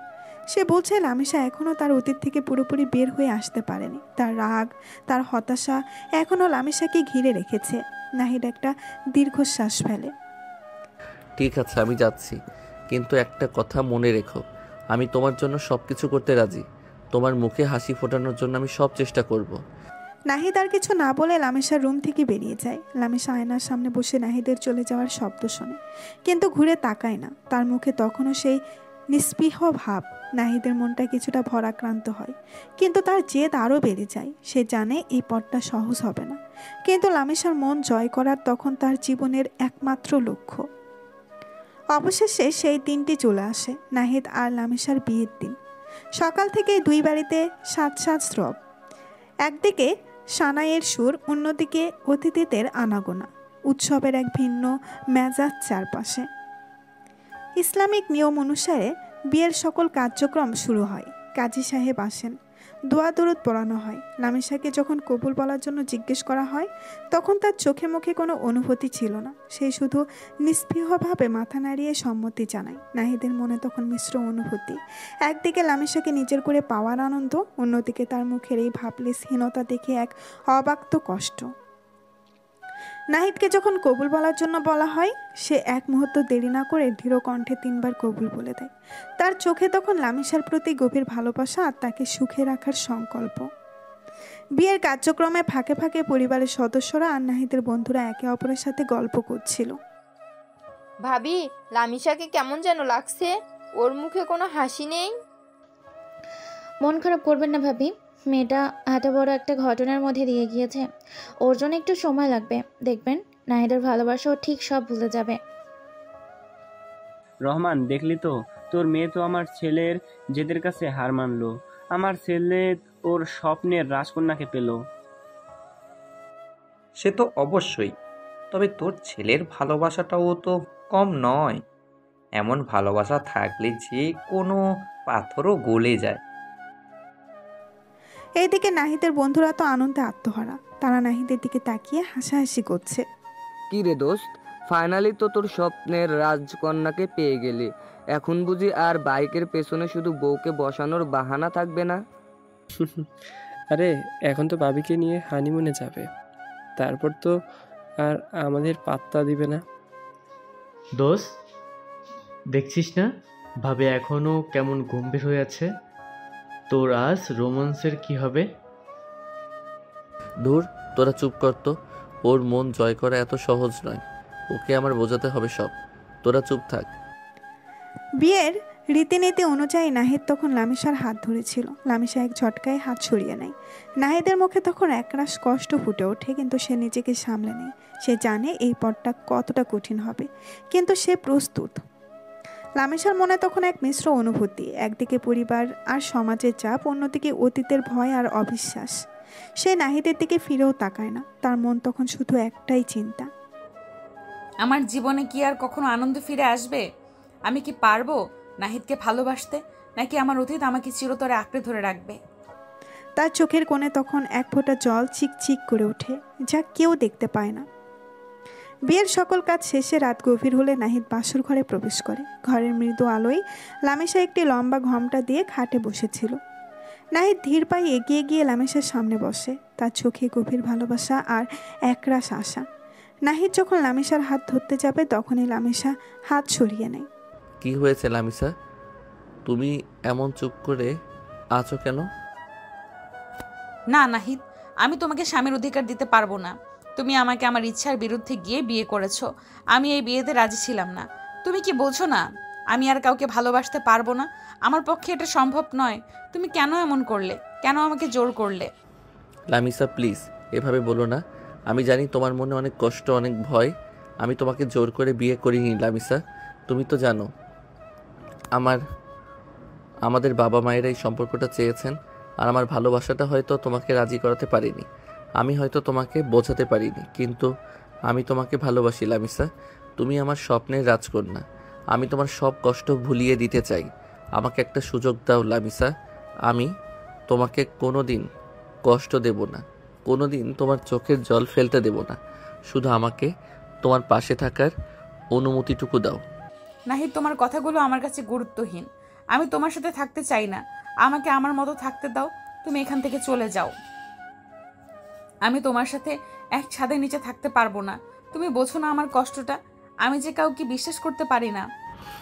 লামিসা, তোমার এই কথাগুলো আমার বুকে তীরের মতো বিঁধছে। তুই জানো না আমি তোমাকে কতটা ভালোবাসি। সেই ছোটবেলা থেকে আমি তোমার মুখটা স্বপ্নে দেখেছি, তোমাকেই খুঁজে বেরিয়েছি। তুমি আমার সব স্বপ্ন, আমার সব অস্তিত্ব। তোমার এই নীরবতা, তোমার এই প্রত্যাখ্যান আমি সহ্য করতে পারছি না। তোমার সব কষ্ট, সব আঘাত তুমি আমার উপর দিয়ে দাও, আমি সেগুলো বয়ে বেড়াবো। তবুও তোমাকে ছেড়ে যাব না। আমি তোমাকে জোর করে স্বামী হিসেবে মেনে নিতে বলছি না। শুধু আমাকে তোমার পাশে থাকার সুযোগটা দাও। আমাকে বন্ধু হিসেবে, একজন বিশ্বাসী মানুষ হিসেবে তোমার পাশে থাকতে দাও। আমি জানি তুমি ভয়ে আছো, কিন্তু আমি তোমার সব ভয় দূর করে দেব। প্লিজ লামিসা, আমাকে বিশ্বাস করো। নাহিদ তখন লামিসাকে আর কিছু বলার সুযোগ না দিয়ে খাট থেকে একটি বালিশ নিয়ে সোফায় শুয়ে পড়ে। Good night. আর সরি, আমি আপনাকে জোর করে বিয়ে করেছি, পারলে আমাকে ক্ষমা করে দিয়েন। নাহিদ সঙ্গে সঙ্গে ঘুমিয়ে পড়ে। লামিসা তখনও থমকে বসেছিল। নাহিদের সেই কথাগুলো এখনও তার কানে বাজছিল। আমি তোমাকে জোর করে বিয়ে করিনি লামিসা, তুমি আমার স্বপ্নের রাজকন্যা। তোমার সব কষ্ট, সব আঘাত তুমি আমার উপর দিয়ে দাও। লামিসা বুঝতে পারে যে নাহিদ সত্যিই তাকে অনেক ভালোবাসে, কিন্তু সে প্রতিবারই তাকে কষ্ট দিয়েছে। লামিসা তখন মনে মনে বলে, আমি কেন ওকে এভাবে কথা বললাম? ও তো শুধু আমাকে ভালোবাসে। আমি ওর ভালোবাসা দেখতে পাচ্ছিলাম না কেন? আমার অতীতটা আমাকে অন্ধ করে রেখেছে। ও আমাকে সব কষ্ট ভুলিয়ে দিতে চায়, আর আমি ওকে কতটা কষ্ট দিচ্ছি। ও আমার জন্য এত কিছু করেছে, আমার জন্মদিনের সারপ্রাইজ দিয়েছে, আমার পাশে থাকতে চাইছে, আর আমি শুধু ওকে ফিরিয়ে দিচ্ছি। ওর চোখে এত কষ্ট কেন? রাত 1টার দিকে কিছু একটার আওয়াজে নাহিদের ঘুম ভেঙে যায়। নাহিদ অনুভব করে তার পা ভিজে গিয়েছে। সে ধরফর করে উঠে দেখে লামিসা তার পা ধরে কান্না করছে। নাহিদ তখনই উঠে বসে। আরে তুমি কাঁদছো কেন? লামিসা, কি হয়েছে তোমার? নাহিদ, আমাকে ক্ষমা করে দাও। আমি অনেক বড় ভুল করেছি। আমি তোমাকে ভুল বুঝেছিলাম। আমি তোমার সাথে খুব খারাপ ব্যবহার করেছি। আমার সব বিশ্বাস ভেঙে গেছিল, তাই আমাকে ক্ষমা করে দাও নাহিদ। আমি খুব লজ্জিত। আরে এভাবে কান্নার কি আছে? আমি তোমার উপর রাগ করিনি। আমি জানতাম তুমি বুঝতে পারবে। তোমার কষ্টটা আমি বুঝি। প্লিজ কান্না থামাও। নাহিদ তখন লামিসাকে উঠিয়ে তার পাশে বসায়। লামিসা তখনও কাঁদছিল আর নাহিদের কাছে বারবার ক্ষমা চাচ্ছিল। নাহিদ তখন লামিসাকে কান্না বন্ধ করতে বলে, কিন্তু লামিসা কেঁদেই চলেছে। তখন নাহিদ হঠাৎ লামিসাকে কোলে নিয়ে নেয়। লামিসা চমকে ওঠে। লামিসা কিছু বলতে যাবে, তখনই নাহিদ লামিসার ঠোঁটে ঠোঁট ডুবিয়ে দেয়। লামিসা চোখ বড় বড় করে ফেলে। সে এমন কিছু আশা করেনি, কিন্তু তারপরেও সে নাহিদকে বাধা দেয় না। নাহিদের উষ্ণ স্পর্শ আর ভালোবাসার পরশে লামিসার ভেতরে বরফ যেন গলতে শুরু করে। তার চোখের জল ধীরে ধীরে শুকিয়ে আসে। সেও নাহিদের ভালোবাসার ডাকে সাড়া দেয়। তাদের ঠোঁটের স্পর্শে যেন সব অভিমান, সব কষ্ট মুছে যায়। তাদের মধ্যকার দূরত্ব যেন এক নিমেষেই ঘুচে যায়। নাহিদ লামিসাকে খাটে শুয়ে দিয়ে তার উপরে উঠে তাকে কিস করতে থাকে। তারপর যখনই একে অপরের বাহু ধরে আবদ্ধ হয়, লামিসা তখন একটু আওয়াজ করতে যাবে, তখনই নাহিদ তার ঠোঁটচোরা দখল করে নেয়। লামিসার এতদিনকার চাপা রাগ, ভয় আর কষ্ট যেন নাহিদের ভালোবাসায় বিলীন হয়ে যায়। তারা একে অপরের সান্নিধ্যে খুঁজে পায় এক নতুন আশ্রয়, এক নতুন জীবন। সেই রাতে বাসর ঘর হয়ে উঠে তাদের নতুন সম্পর্কের এক নীরব সাক্ষী, যেখানে ভালোবাসা আর বিশ্বাস একে অপরকে দৃঢ়ভাবে আঁকড়ে ধরে। পরের দিন সকালে এক নতুন ভোরের আলো যখন ঘরে উকি দেয়, নাহিদের ঘুম ভাঙে। চোখ খুলে সে দেখে লামিসা তার গলা জড়িয়ে ধরে পরম নির্ভরতায় ঘুমিয়ে আছে। লামিসার মুখটা দেখে নাহিদের মনটা শান্তিতে ভরে যায়। সে আলতো করে লামিসার কপালে চুলগুলো সরিয়ে দেয়, তারপর তার কপালে একটা গভীর চুমু এঁকে দেয়। তখনই লামিসার ঘুম ভেঙে যায়। এত সকালে উঠে গেছো? তোমার মুখের দিকে তাকিয়ে ঘুমিয়ে থাকা যায় নাকি? দেখতে দেখতেই তো সব সকাল হয়ে যায়। তুমি খুব দুষ্ট। লামিসা লজ্জায় নাহিদের বুকে মুখ গুজে দেয়। নাহিদ লামিসার চুলে হাত বুলাতে বুলাতে বলে, দুষ্ট তো হবই। এত সুন্দর একটা বউ পাশে থাকলে কি আর সাধু হয়ে থাকা যায়? এখন বলো কেমন লাগছে? কাল রাতে অনেক কেঁদেছ তো। তুমি পাশে থাকলে আর কোনো কষ্ট থাকে না। আমার মনে হচ্ছে আমি আবার নতুন করে বাঁচতে শিখেছি। তোমাকে ধন্যবাদ নাহিদ। ধন্যবাদ কিসের? আমি তো শুধু আমার ভালোবাসাটা তোমাকে ফিরিয়ে দিয়েছি। এখন থেকে তোমার মুখে আমি সবসময় হাসি দেখতে চাই। কোনো কষ্ট, কোনো ভয় যেন তোমাকে ছুঁতে না পারে। আমি জানি তুমি পারবে নাহিদ, আমি তোমাকে বিশ্বাস করি। হ্যাঁ, এই বিশ্বাসটাই সবচেয়ে জরুরি। আমি তোমাকে কথা দিচ্ছি, আমি তোমার হাত সারা জীবন ধরে রাখবো। তোমার জীবনের সব অন্ধকার দূর করে দেব। আমরা একসাথে পথ চলবো, একে অপরের শক্তি হয়ে। আমি তোমার সাথেই থাকতে চাই নাহিদ, সব সময়। তাদের চোখে তখন নতুন স্বপ্নের আলো। বাসর রাতে ভুল বোঝাবুঝি, কষ্ট আর দীর্ঘশ্বাসের পর এই সকালটা যেন তাদের জীবনে এক নতুন অধ্যায়ের সূচনা করে। নাহিদের দৃঢ় ভালোবাসা আর লামিসার ভেঙে যাওয়া বিশ্বাসকে আবার জোড়া লাগানোর ক্ষমতা তাদের সম্পর্ককে এক অন্য মাত্রায় পৌঁছে দেয়। তারা একে অপরের সান্নিধ্যে আরও কিছুক্ষণ কাটিয়ে দেয়। হালকা হাসাহাসি, খুনছুটি আর ভালোবাসার সংস্পর্শে তাদের নতুন জীবনের প্রথম সকালটা আরও মধুময় হয়ে ওঠে। নাহিদের বুকে মাথা রেখে লামিসা তার জীবনের সব ভয় আর অনিশ্চয়তাকে ভুলে এক নতুন ভবিষ্যতের স্বপ্ন দেখতে শুরু করে। দর্শক, আজকের গল্পটি আমাদের অনেক কিছু শেখার। ভালোবাসার গভীরতা বয়স বা অতীতের অভিজ্ঞতা দিয়ে মাপা যায় না। আসল ভালোবাসা ধৈর্য, বিশ্বাস আর বোঝাপড়ার মাধ্যমেই গড়ে ওঠে। জীবনের কঠিন অভিজ্ঞতা মানুষকে কঠোর করলেও প্রকৃত ভালোবাসা সেই কষ্ট দূর করে নতুন করে বাঁচতে শেখায়। জেদ ও আত্মবিশ্বাস থাকলে যে কোনো কঠিন পরিস্থিতিতেও জয়ী হওয়া সম্ভব। সম্পর্ক ভাঙলে সব পুরুষের উপরই বিশ্বাস হারানো ঠিক নয়। ভালো মানুষের অস্তিত্ব সবসময় থাকে। পরিবারের সমর্থন এবং বিশ্বাস সম্পর্কে ভেতরে আরও মজবুত করে তোলে।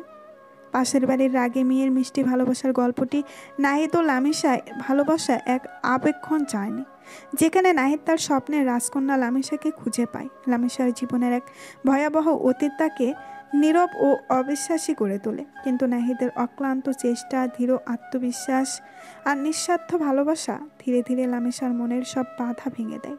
তাদের সম্পর্ককে প্রমাণ করে যে প্রকৃত ভালোবাসা সব বাধা অতিক্রম করে জীবনের নতুন অর্থ ফিরিয়ে আনতে পারে।